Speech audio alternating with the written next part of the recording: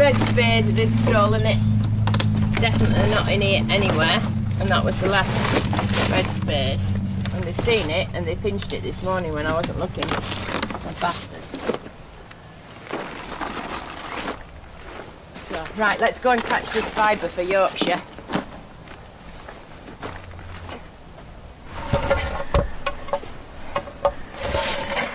Cracked it.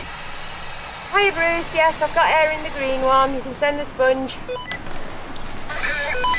Sponge is coming. This is what you've got to film, the sponge coming. Most exciting bit. We used to use pop bottles, but we got a bit drenched sometimes, so somebody come up with this bright idea of using an onion sack. So you can catch the sponge and the water just goes psh. Coming down in a minute or two, Chris. Bye. Okay, over. 2 sponges, Bruce, on my way. Grab the sponges. And this is the bit that's live now. And those are the optics for the customers we're blowing today.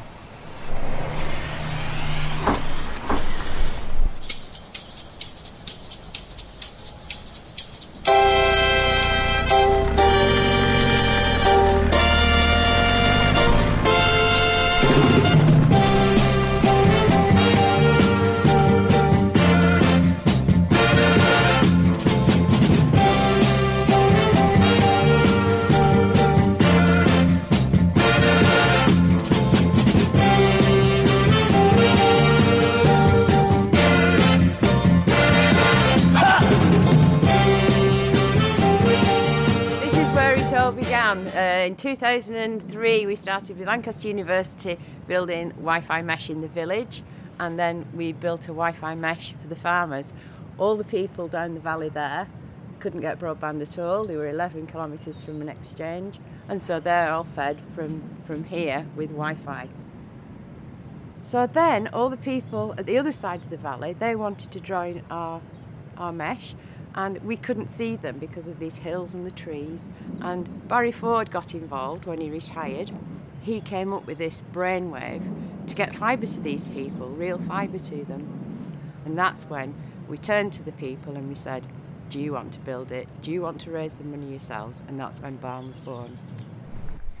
When we did the first plan in 2011, it was fairly modest. It was about 8 parishes, which is sort of about the middle of that plan.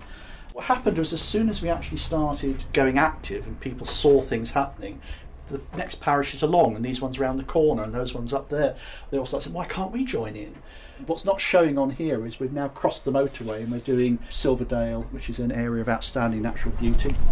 And that's what I was looking at, just expand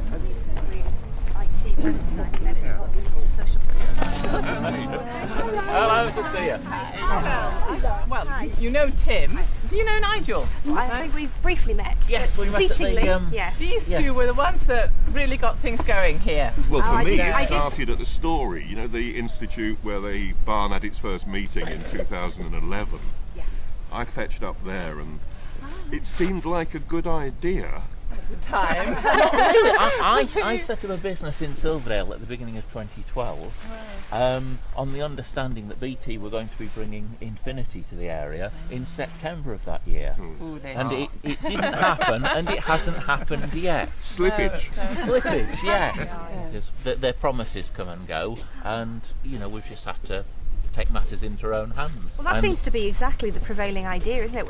Let's just get something done. Yeah. And people are actually doing it, and it's really exciting. Ordinary people. We very much have the mentality of, we'll just do it. Yeah. Every other villages, it is about digging and then tea and cake, but here, there's so much rock. We're just going to go straight to the cake.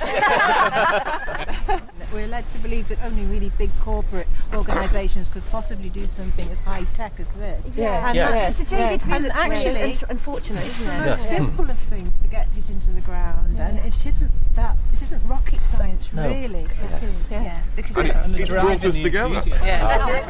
This is all going to be for you, Wilson.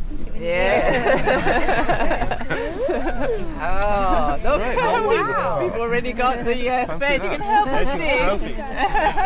So you put a bit more effort in there. Wow. We award these to outstanding people or communities, and we write on them, and then we ask them to hang them in prominent places so that people can say, what's that silly spade doing there? We write JFDI, it stands for Just Effing Do It, and then we write B4RN, which stands for Broadband for the Rural North, and then the village. And what the villagers have to do is look after these spades, because there are spade thieves about, because they are now collector's items, these spades. So that's the story of the spades.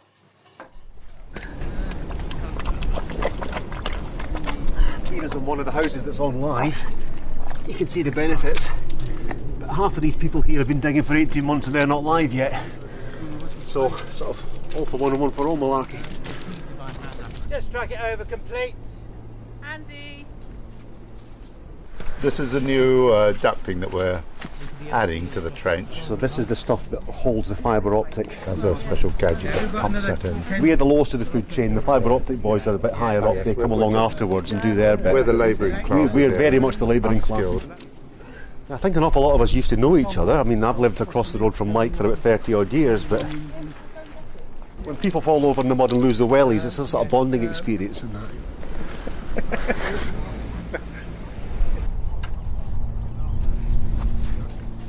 We can contribute in all sorts of different ways. We can dig, or we can make tea, or we can invest, or however we're able to do it. I've chosen to be a digger, being out in all weather and getting stuck in the mud and having a laugh and a bit of social life, and yeah, it's been very good. Originally, BT wouldn't release the postcodes where they were going to work because it was apparently commercially sensitive information. They always said they would only be able to do 96% of coverage.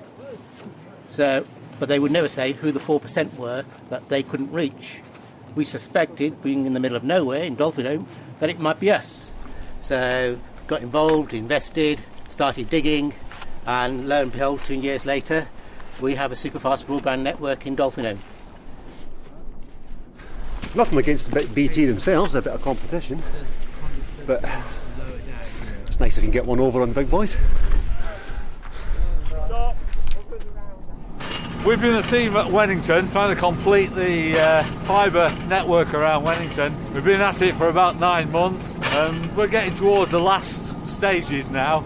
Some of the last blowing is called, putting the fibre inside the ducting. And as it goes in the ducting, it's going in with compressed air. Usually we can get about 500-700 metres before it gets too much. At that point there, either we're at somewhere where we can get hold of this at a chamber, or we've got to find the end and just dig it out and start this process all over again. BT have not been able to deliver anything to the house that I live in better than 0.7 coming down. I'm now connected where we've got the full facility of Barn. It's like coming out of a dark cave into daylight for people who have not had that speed on internet. Do you want to see my speed test? Let's have a do. Test again.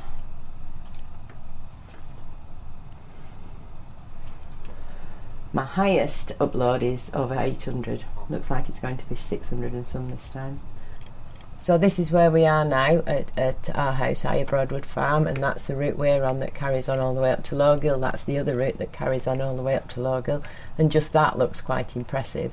But then when you zoom out, that is Wennington, Arcombe, all the way up to Silverdale up there, all the way down to Cromer there, Dolphin Home.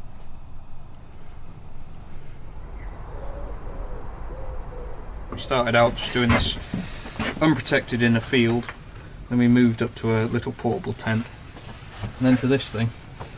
Unfortunately, splicing fibre should be a very clean process. Ideally, the fibre would have come in and left again on its journey, but the resistance in the duct got too much, so they had to stop blowing, leave the fibre here and blow another one to meet it. Of course, you then end up with 2 ends of the cable, and so we're just going to join the ends together to make it a single cable. It's not easy. Look at this. There's 12 there. 12 little colours. I always ask Alistair which is the pink grey or grey.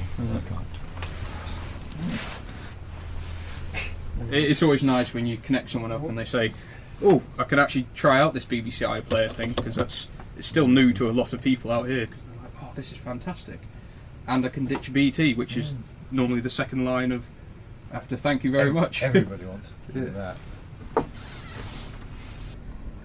Well, we haven't had a BT connection for a fortnight now, so work from where I live, and they send a different engineer out each time. On a 2-hour slot or something. Exactly. Yeah. So, but we still haven't got. He'll do his bit, make a report, file the report. No one will read the report, which is what they've all told me. And then the guy will come out next day and start over from the square one again. Test my phone. Yep, that works. Move down to the pole. Yep, that works. Oh, it must be up the road. Our technology is better, isn't it? We can say exactly where it's broken. Oh, perfect. There you go. So this gives connectivity to everyone, doesn't matter how far away you are, and you get the full speed even if you're right at the end of the line. It's still a gigabit, for now anyway. Because when it comes to upgrade time, we just remove the kit either end and stick new kit on, and that's it. Upgrade done. 10 gig, 40, whatever we want. So it's future proof. Yeah.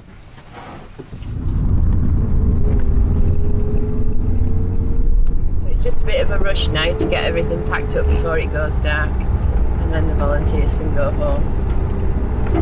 And this is what we do every day of the week, and we've been doing this for 3 years now, so we've got 400 kilometres of this stuff in now, and we've got 800 customers online. So you get the same upload as download. That's what people want these days, because they're not content just to consume stuff, they want to create stuff. And, what's the point in making a film if you can't get it up there to show people? Once we've got the upload, we'll see more innovation coming out of the rural areas. The next Mark Zuckerberg could be a fanboy, that's the way I look at it. Right, we've got to mind this damn pothole again. Otherwise we bottom out and you're walking home, lads. Ooh, right. Pretty good. There you go, home sweet home again.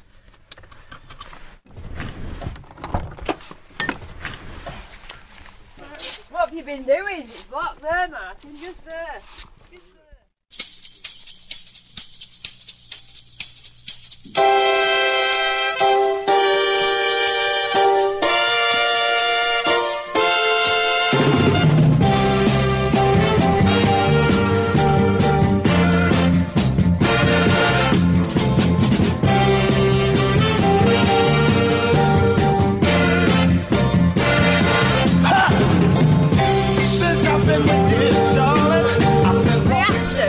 Somebody bring me van, and he says it's a competition as to who's going to drive me van. And he says, are the keys in it? I said, well, who's going to pinch that?